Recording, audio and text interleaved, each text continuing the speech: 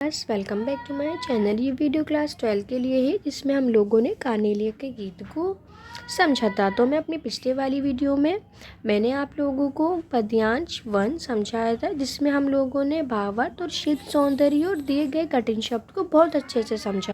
तो अगर आपने पद्यांश फर्स्ट को नहीं समझा है तो मैं आप लोगों को सजेशन दूंगी कि सबसे पहले आप लोग पद्यांश फर्स्ट को समझें, देन उसके बाद पद्यांश सेकंड को समझें। जो आज हम इस वीडियो में शुरू करेंगे, स्टार्ट करते हैं।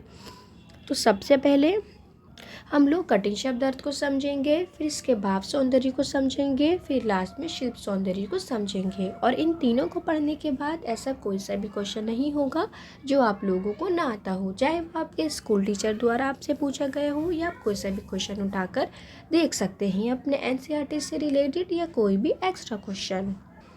तो बोला गया है लघु सुरधुन। लघु का मतलब क्या होता है? छोटे। सुरधुन का मतलब क्या होता है? देवताओं के धनुष से पंख पसारे शीतल। तो अभी हम इसके शब्द अर्थ को जान रहे हैं और इसे देखने और सुनने के बाद ऐसा कोई सा भी क्वेश्चन स्टूडेंट्स नहीं होगा जो आप लोगों से सॉल्व ना हो।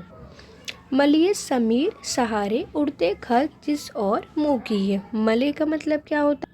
दक्षिण भारत का एक पर्वत जिस पर क्या हो? चंदन के वृक्ष की बहुलता है। तो आपको ध्यान रखना है दक्षिण भारत का ये एक पर्वत है।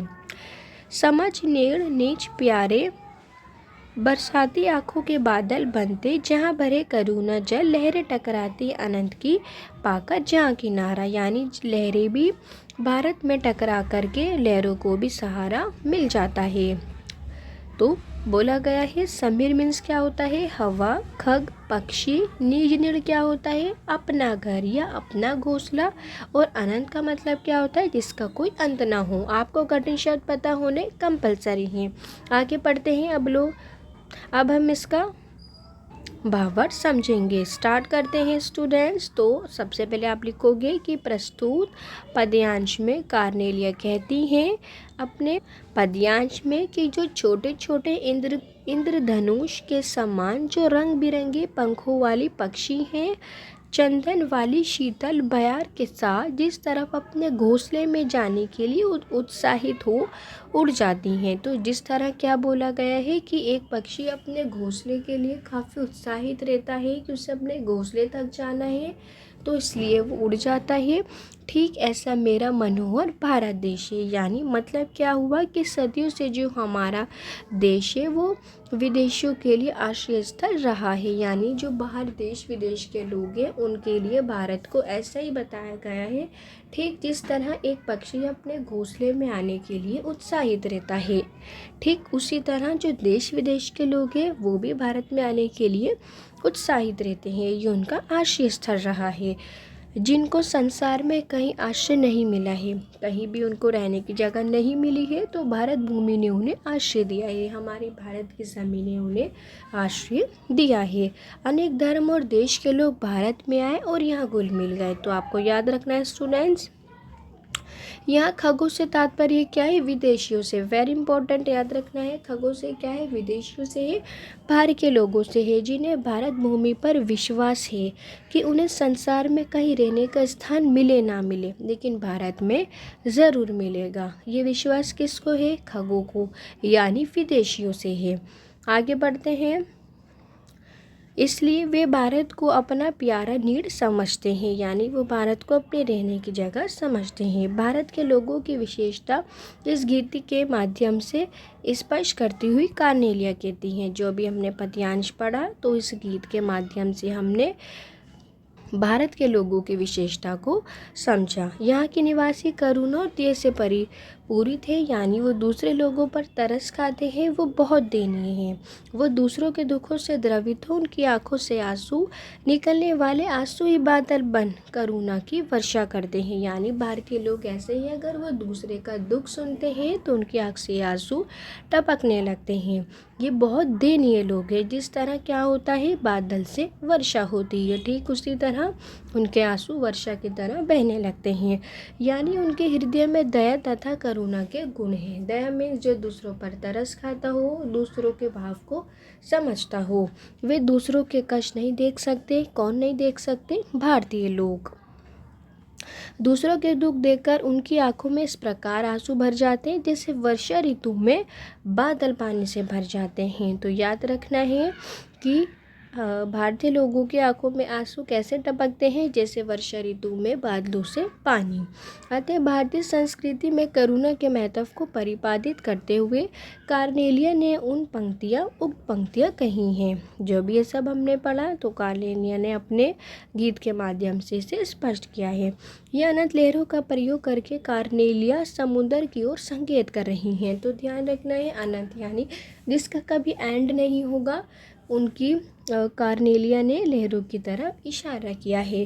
कि भारत का समुद्र तट क्या है स्टूडेंट्स, बहुत बड़ा है, जिसमें क्या क्या है, अरब सागर है, हिंद महासागर है, बंगाल की खाड़ी है।